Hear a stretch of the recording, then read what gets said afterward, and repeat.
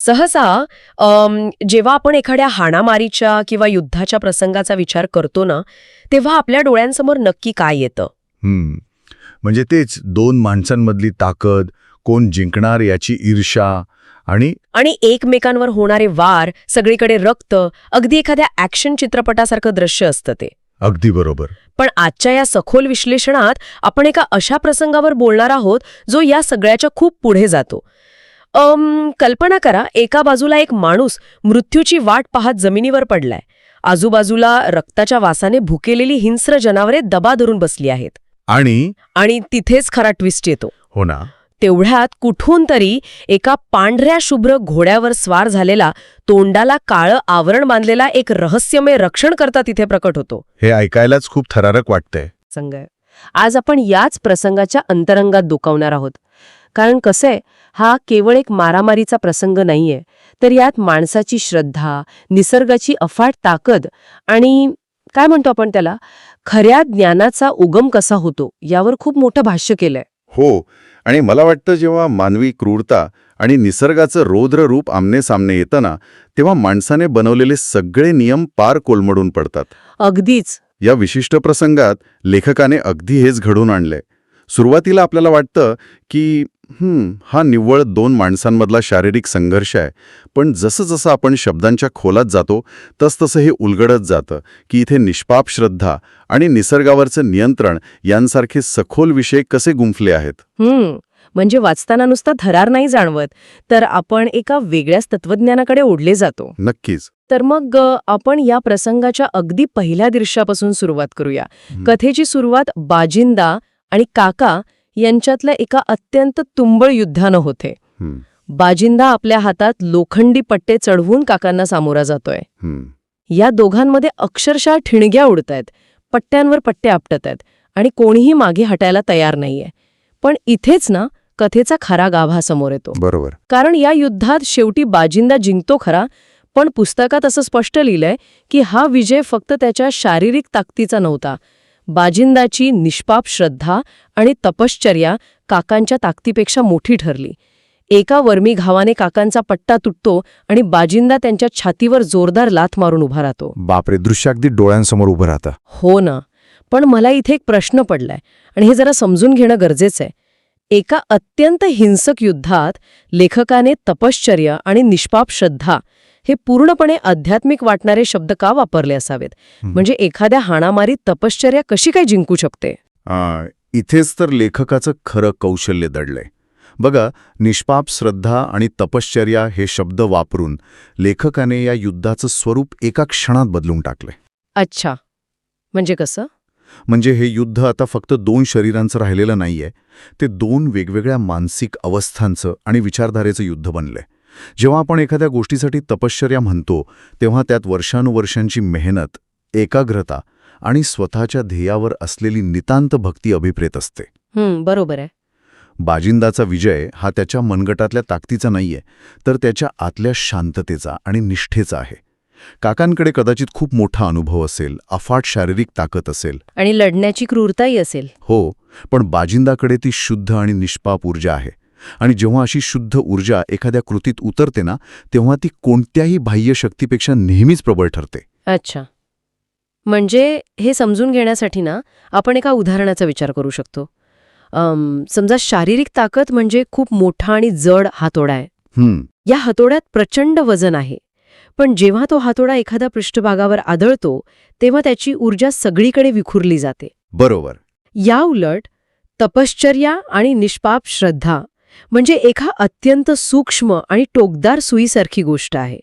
या सुईत हातोड्यासारखं वजन नसतं, पण तिची संपूर्ण ऊर्जा एकाच बिंदूवर केंद्रित झालेली असते. अरे वा, हे खूप छान उदाहरण दिलं. हो ना, कारण सुईत कोणतीही भीती किंवा संभ्रम नसतो, म्हणूनच ती सहज आरपार जाते. काकांचा हातोडा इथे बाजिंदाच्या त्या एकाग्र सुईसमोर निष्प्रभ ठरलाय. म्हणजे शरीर हे केवळ एक साधन आहे, खरं शस्त्र तर माणसाचं मन असतं. अगदी तसंच. या उदाहरणातून ना संकल्पना एकदम स्पष्ट होते. शारीरिक बळ विखुरलेलं असू शकतं, पण तपश्चर्येतून आलेली एकाग्रता अचूक असते. बाजिंदाबे त्याच्या मनातले सगळे संभ्रम काढून टाकले होते. त्याला पराभवाची भीती नव्हती. नाही, आणि जिंकण्याचा अहंकारही नव्हता. तो केवळ त्याच्या कृतीशी एकरूप झाला होता आणि म्हणूनच तो विजयी ठरला. पण काय? पण हा मानवी विजय किती क्षणभंगूर असू शकतो हे लेखकाने पुढच्याच क्षणी दाखवून दिले. हो, तो पुढचा प्रसंग तर अंगावर काटा आणतो. बरोबर. कारण जर निष्पाप श्रद्धा मानवी हिंसेवर मात करू शकते, तर जेव्हा संकट माणसाचं नसतं तेव्हा काय होतं? जेव्हा साक्षात निसर्ग आपलं रौद्र रूप धारण करून समोर उभा ठाकतो, तेव्हा मानवी तपश्चर्या पुरेशी ठरते का? आणि इथेच ही कथा एका वेगळ्याच उंचीवर जाते. तो प्रसंग वाचताना ना अक्षरशः डोळ्यासमोर अंधार उभा राहतो. काका जमिनीवर कोसळतात आणि लगेचच आजूबाजूला दबा धरून बसलेले वाघ, सिंह, लांडगे एकाच वेळी त्यांच्यावर तुटून पडतात. रक्ताचा वास त्या प्राण्यांना तिथे खेचून आणतो. हो, त्या क्षणी काकांना समजून चुकतं की आता मृत्यू अटळ आहे. ते आपले डोळे घट्ट मिटून घेतात. दोन माणसांमधलं ते युद्ध, कोण श्रेष्ठ, हा सगळा मानवी अहंकार त्या प्राण्यांसमोर एका क्षणात शून्य होऊन जातो. तो क्षण असा आहे ना जिथे माणूस एकदम हतबल होतो. माणसाने स्वतःला निसर्गाचा राजा मानला असला तरी प्रत्यक्ष मृत्यू जेव्हा वाघ आणि सिंहाच्या रूपाला चालून येतो तेव्हा कोणतीही विद्या कामी येत नाही. निसर्गासमोर माणूस खरंच किती क्षुल्लक आहे. हो, पण अशा या जीवघेण्या आणि अंधाळ्या क्षणींना एक अत्यंत विरोधाभासी दृश्य समोर येतं. तो रहस्यमय योद्धा. बरोबर. पूर्वेकडून एका रहस्यमय योद्ध्याचा प्रवेश होतो. त्याच्या तोंडाला काळं आवरण बांधलेलं आहे, पण तो ज्या घोड्यावर स्वार होऊन आलाय तो घोडा पांढरा शुभ्र आहे. हा रंगांचा विरोधाभास अतिशय सूचक आहे. म्हणजे काळा आणि पांढरा रंग. काळा रंग हा अज्ञात गोष्टींचं, मृत्यूचं प्रतीक मानला जातो, तर पांढरा रंग हा शुद्धतेचं प्रतीक असतो. हा योद्धा या दोन्ही गोष्टींचा संगम घेऊन तिथे येतो. आणि सर्वात आश्चर्याची गोष्ट म्हणजे तो हातातील शस्त्र उपसत नाही. अजिबात नाही. तो प्राण्यांवर हल्लाही करत नाही. त्यासाठी आसुसलेली जनावरे जागीच स्तब्ध होतात. आणि गुमान दाट जंगलात निघून जातात. हा प्रसंग खरंच विचार करायला लावणारा आहे. एखाद्याने जंगलात जाऊन जोरजोरात ओरडून प्राण्यांना घाबरवणं वेगळं, पण त्यांच्याच भाषेत आवाज काढून एका भुकेल्या वाघाला माघारी पाठवणं ही पूर्णपणे वेगळी पातळी आहे. बरोबर. इथे प्राण्यांवर वर्चस्व नाही गाजवलंय, तर त्यांच्याशी एक प्रकारचा संवाद साधला गेलाय.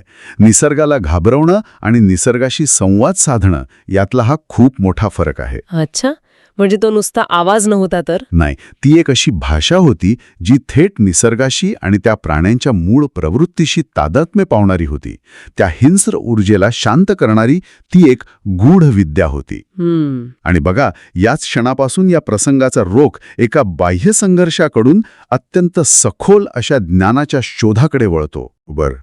जेव्हा निसर्गाचं संकट टळतं तेव्हा माणसाच्या मनातल्या मूळ स्वभाव आणि अहंकार पुन्हा कसा जागा होतो हे या पुढच्या संवादातून दिसतं. हो, जनावरे जंगलात परत गेल्यावर परिस्थिती शांत होते. बाजिंदा आपले लोखंडी पट्टे खाली टाकतो आणि त्याच गूढ भाषेत त्या रहस्यमयी योद्ध्याला विचारतो. तो म्हणतो, अरे महान योद्ध्या, तू कोण? तुझे नाव काय? तुला हे बाजिंदाचे अतिपवित्र ज्ञान कसे माहिती? आता थांबा, मला इथे एक वेगळा मुद्दा मांडायचा आहे. बाजिंदाची ही प्रतिक्रिया अतिशय अहंकारी नाही वाटत? म्हणजे कशा अर्थाने?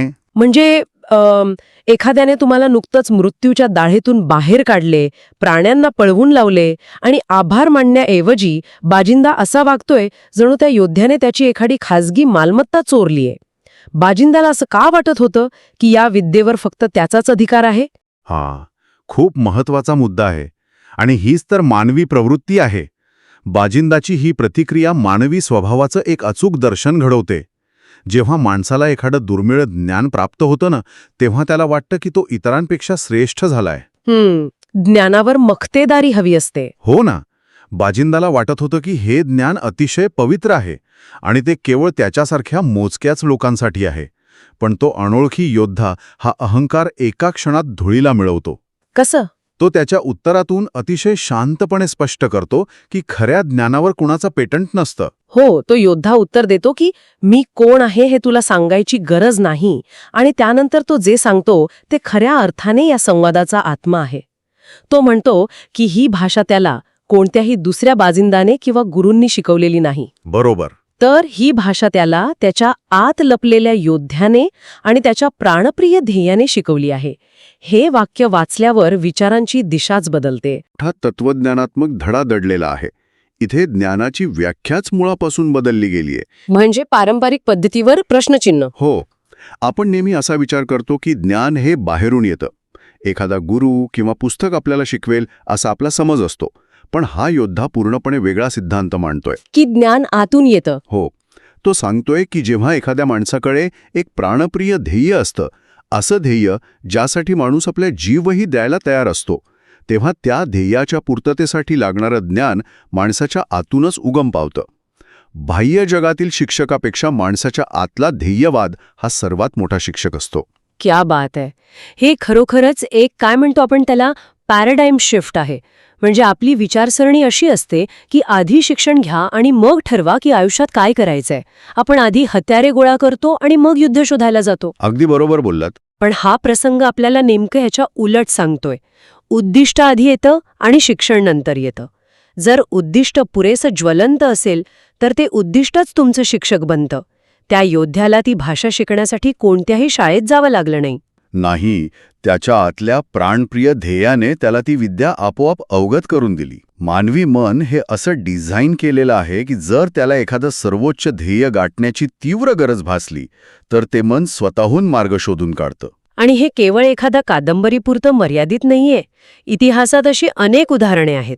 अत्यंत सामान्य माणसांनी केवळ एका प्रबळ इच्छेपोटी अशी कौशल्य आत्मसात केली जी अशक्य वाटत होती. हो, जेव्हा परिस्थिती माणसाला भिंतीशी ढकलते ना आणि त्याच्याकडे वाचवण्यासारखं एखादं प्राणप्रिय ध्येय असतं, तेव्हा त्याच्या हातला एक सुप्त योद्धा जागा होतो.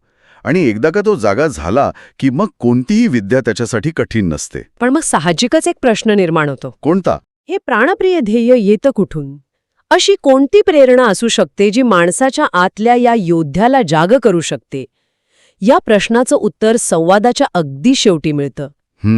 आणि ते उत्तर या कथेला थेट एका वास्तवाशी जोडून देतं. तो अनोळखी योद्धा म्हणतो, या भाषेचा उगमच जर विचारशील तर ऐक, अशा अनेक भाषा ज्या महान पुरुषापुढे थिट्ट्या पडतील असा एकच पुरुष आहे राजा शिवछत्रपती. हे वाक्य आल्यावर या संवादाचं वजन अचानक कित्येक पटींनी वाढतं. खरंच अंगावर काटा येतो. या उल्लेखानं लेखकानं एका गूढ प्रसंगाला महाराष्ट्राचा सर्वात मोठ्या ऐतिहासिक प्रेरणेशी जोडलंय. छत्रपती शिवाजी महाराज हे केवळ ऐतिहासिक व्यक्तिमत्व नाहीत, तर ते या प्राणप्रिय ध्येयाचा सिद्धांताचं सर्वात मोठं उदाहरण आहेत. हो, कारण महाराजांनी जेव्हा स्वराज्याचं स्वप्न पाहिलं तेव्हा त्यांच्याकडे सैन्य नव्हतं, शस्त्रे नव्हती. बरोबर. गनिमी काव्याचा तंत्र किंवा आरमार उभारण्याचं कौशल्य त्यांना कोणत्याही पाठ्यपुस्तकातून मिळालं नव्हतं. त्यांचं प्राणप्रिय ध्येय हे स्वराज्य होतं आणि त्याच ध्येयाने त्यांना या सर्व अशक्यप्राय विद्या शिकवल्या. ते स्वतः त्या सर्व विद्येचं अंतिम उगमस्थान आहेत हे इथे सिद्ध होतं. एकंदरीत कथेचा हा प्रवास खरोखरच थक्क करणारा आहे. आपण सुरुवात केली होती ती एका भयंकर हाणामारीने. तिथून आपण निसर्गाच्या एका क्रूर सखळीत प्रवेश केला. त्यानंतर एका गूढ योद्ध्याच्या माध्यमातून निसर्गावरील नियंत्रणाच्या भाषा ऐकली. बाजिंदाचा अहंकार कसा ठेचला गेला ते पाहिलं. आणि सरतेशेवटी हा सर्व प्रवास एका सर्वोच्च आदर्शाला वंदन करण्यात येऊन थांबला. कोणत्याही श्रेष्ठ साहित्याचं हेच तर वैशिष्ट्य असतं ना. बाजिंदा आणि काकांचा संघर्ष हा आपल्या रोजच्या जगातल्या स्पर्धेचं प्रतीक आहे. विसर्गाचं आक्रमण हे संकटांचं प्रतीक आहे. आणि तो काळ्या आवरणातील योद्धा, तो आपल्या सर्वांच्या आत दडलेल्या खऱ्या सामर्थ्याचं प्रतीक आहे. ज्ञानाचा खरा झरा आपल्या आतच असतो, फक्त तो शोधण्याची गरज असते. बाह्य जग केवळ निमित्त असतं. म्हणूनच या संपूर्ण प्रसंगातून आपण जे काही शिकलो ना ते एका वेगळ्याच दृष्टिकोनातून पाहणं गरजेचं आहे. आपण प्राणप्रिय ध्येय माणसाला कसं शिकवतं यावर चर्चा केली. पण यातूनच एक विचार अस्वस्थ करणार आहे. तो कोणता? जर हे सत्य आहे की एखादं ज्वलंत ध्येय माणसाच्या आतून ज्ञानाचे झरे निर्माण करतं, तर आजच्या आपल्या आधुनिक जगाचं काय? आपण सगळेजण आज नेमका याच्या उलट दिशेने जगत आहोत. म्हणजे आपण फक्त माहिती गोळा करत सुटलोय? अगदी तेच. आपण शाळा आणि विविध अभ्यासक्रमांमधून फक्त कौशल्य गोळा करण्यात दशके घालवतो. भविष्यात कधीतरी उपयोगी पडेल म्हणून विद्या साठवत राहतो, पण आपलं अंतिम ध्येय काय आहे हे आपण कधीच ठरवत नाही. हे खूपच वास्तववादी आणि बोचणारं सत्य आहे. हो ना. आपण शस्त्रे तर भरपूर गोळा करत आहोत, पण कोणतं युद्ध लढायचंय हेच आपल्याला माहीत नाहीये. आपण आधी काय आणि कसं शिकायचा अट्टहास करून आपला का शोधायचा विसरून तर गेलो नाही आहोत. नक्कीच. हा विचार करण्यासारखा मुद्दा आहे. आपण जर विचार केला तर विनाकारण कौशल्य साठवण्याच्या नादात आपण आपल्या आतल्या त्या खऱ्या योद्ध्याला कायमचं झोपवून तर ठेवलं नाहीये. तो योद्धा त्या एका प्राणप्रिय ध्येयाच्या हाकेची वाट पाहत आतच कुठेतरी हरून तर गेला नाहीये. यावर नक्कीच मंथन व्हायला हवं. अगदी 100%. प्रत्येकाने स्वतःला हा प्रश्न विचारायलाच हवा. तर मग या एका सखोल विचारासोबत आपण आजचं हे विश्लेषण इथेच थांबूया.